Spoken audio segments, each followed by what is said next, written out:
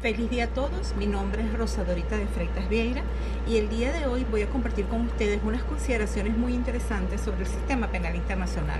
sobre todo en estos días cuando muchos se han conversado sobre el tema de la culpabilidad y la responsabilidad de los estados cuando se ven vinculados con la comisión de un delito penal internacional. En primer lugar, vamos a definir lo que significa el término de sistema penal internacional. En este sentido, se puede afirmar que es una rama del derecho que busca prohibir ciertas categorías de conductas consideradas como delitos graves y por la cual se regulan ciertos mecanismos para la posterior investigación, enjuiciamiento y castigo de aquellas personas que perpetran algunos de estos ilícitos, los cuales, dentro del derecho penal internacional y tal como lo establece el Estatuto de Roma para la Corte Penal Internacional, específicamente en el artículo 5 del Estatuto, estos delitos son el genocidio, los delitos de lesa humanidad, los crímenes de guerra y el crimen de agresión. Asimismo, es de suma importancia establecer cuándo existe jurisdicción, entendiéndose que esta va a determinar la sanción en caso de que se haya violentado alguna ley, estableciéndose también las penas que correspondan, fijando a su vez el procedimiento a seguir para el debido enjuiciamiento, el cual deberá estar contenido en una ley adjetiva penal interna de cada estado parte, siempre con el reconocimiento de los principios, garantías y derechos fundamentales. Ahora bien, en materia penal internacional se debe extender ese concepto, ya que aquí la jurisdicción va a ser siempre permanente. Y en el caso de la Corte Penal Internacional, esta le otorga facultad para ejercer su jurisdicción sobre aquellas personas que hayan cometido delitos más graves, establecidos en el Estatuto de Roma. Por otra parte, esta jurisdicción será complementaria con la jurisdicción penal nacional de cada estado. En este sentido, podemos apreciar que fue la Corte Penal Internacional el primer y único órgano judicial con esta jurisdicción universal, por ser un principio de derecho internacional que le permite perseguir a una persona que haya cometido un delito grave en cualquiera de los estados partes, lo que permite evidenciar que no solamente es donde esté una persona que haya cometido el delito, si cometió el delito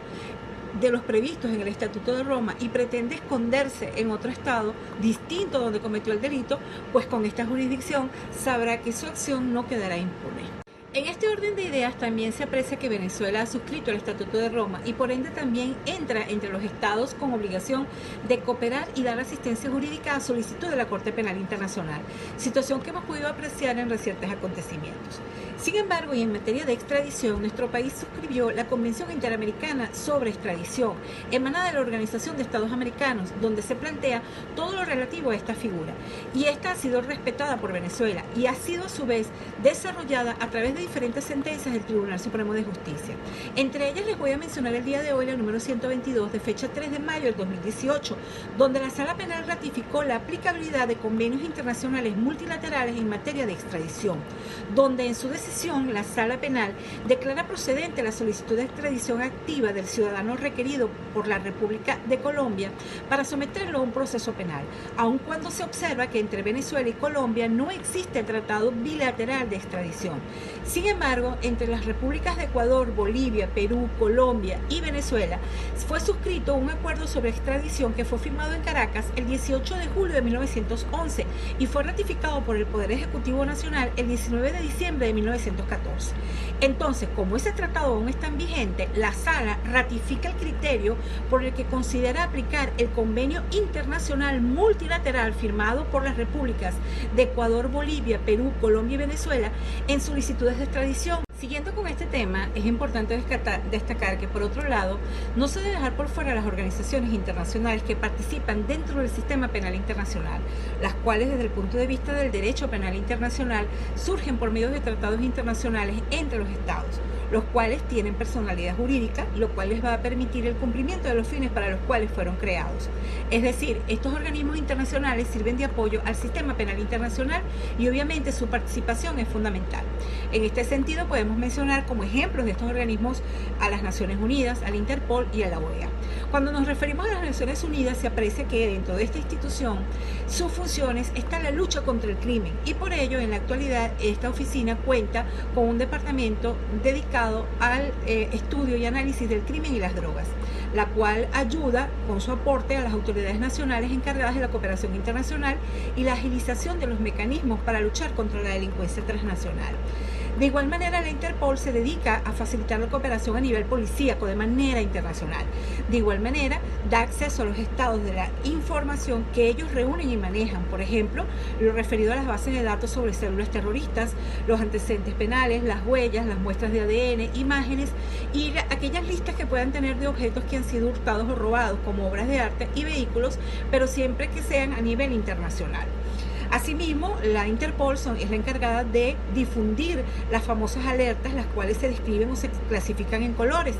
Ahora bien, para que la jurisdicción se pueda ejercer de manera eficaz, se debe contar con la cooperación internacional, que no es más que la que nace de acuerdos entre estados surgidos de la necesidad de comunicarse, ya sea para promover pruebas e información o bien para pedirse u obtener la entrega de individuos ubicados fuera de sus territorios, para someterlos a un proceso o a un cumplimiento de sentencia o condena.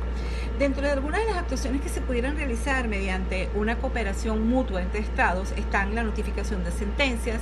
o la toma de declaraciones de testigos, expertos, peritos, la exhibición de algún documento judicial o solicitar las copias de esos documentos. En este sentido, en el Estatuto de Roma, específicamente en su parte 9, está referida a lo que es la cooperación internacional y la asistencia jurídica, verificada en los artículos 86 y siguientes del referido estatuto. Este refiere, entre otras cosas, que esa cooperación será de carácter obligatoria entre los Estados partes en la investigación y enjuiciamiento de los delitos de la competencia de la Corte Penal Internacional. Asimismo, hace referencia a que dicha cooperación se llevará a cabo por vía diplomática o cualquier otro conducto idóneo, como por ejemplo a través de la Organización Internacional de la Policía Criminal. Y lo solicitado será siempre de carácter confidencial, a menos que sea estrictamente necesario revelar el tipo de cooperación que se está solicitando, y todo ello siempre va a ser para salvaguardar lo que es la integridad física y psicológica de las víctimas, de los testigos y hasta de sus familiares. En este mismo orden de ideas también se aprecia que Venezuela suscribió el Estatuto de Roma y por ende también entra entre los estados con obligación de cooperar y dar asistencia jurídica a solicitud de la Corte Penal Internacional, situación que hemos podido apreciar en recientes acontecimientos. Sin embargo, y en materia de extradición, nuestro país ha suscrito la Convención Interamericana sobre Extradición, emanada de la Organización de Estados Americanos, donde se plantea todo lo relativo a esta figura, y este ha sido respetado por Venezuela, al igual que el Tribunal Supremo de Justicia ha sacado o ha producido muchas sentencias en relación a este tema. El día de hoy les voy a traer particularmente la sentencia número 122 de fecha 3 de mayo del 2018, donde la Sala Penal ratificó la aplicabilidad de convenios internacionales multilaterales en materia de extradición, donde en su decisión la Sala Penal declara procedente la solicitud de extradición activa del ciudadano requerido por la República de Colombia para ser sometido a un proceso penal, aun cuando se observa que entre la República de Colombia y la República Bolivariana de Venezuela no existe tratado bilateral de extradición. Sin embargo, Ecuador, Bolivia, Perú, Colombia y Venezuela suscribieron en su oportunidad el acuerdo sobre extradición, que fue firmado en Caracas el 18 de julio de 1911, el cual fue ratificado por el Poder Ejecutivo Nacional el 19 de diciembre de 1914. Entonces es por ello que la Sala ratifica el criterio por el cual considera aplicable el convenio internacional multilateral firmado entre las repúblicas de Ecuador, Bolivia, Perú, Colombia y Venezuela en solicitudes de extradición. Ello en virtud de que falta un tratado bilateral entre Colombia y Venezuela. Bien, otro punto referido por el Tribunal Supremo de Justicia en lo atinente a lo plasmado en nuestra Carta Fundamental y específicamente en el artículo 69, y es lo referido a la no extradición de nacionales, es decir,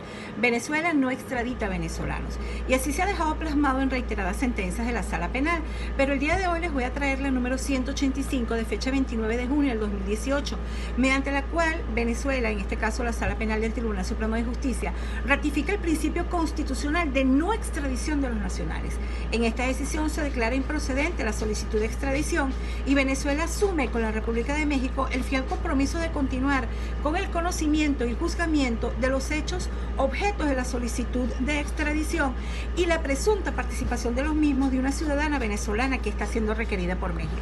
La sentencia analiza los principios relativos a la extradición a la luz del Código Penal venezolano y del Código Orgánico Procesal Penal y obviamente también a la luz de la legislación penal complementaria tanto de Venezuela como en su carácter de Estado requerido como de México en su papel de Estado requirente. Bien, apreciamos entonces la importancia, sobre todo en los actuales momentos, del sistema penal internacional, ya que permite y trata de asegurar que la impunidad no será la excusa para que personas que hayan cometido delitos graves contra la humanidad internacional se hagan impunes de sus conductas delictivas y lesivas a la seguridad pública y sobre todo a la paz mundial.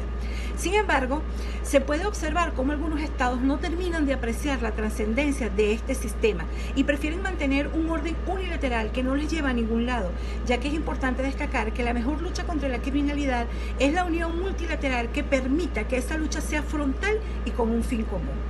Bien, esperando entonces, amigos, que les haya sido de interés el tema que se ha tocado el día de hoy. Estoy abierta, por favor, a sus comentarios y opiniones y a cualquier pregunta que a bien tengan. Feliz día para todos, muchísimas gracias, hasta un nuevo encuentro.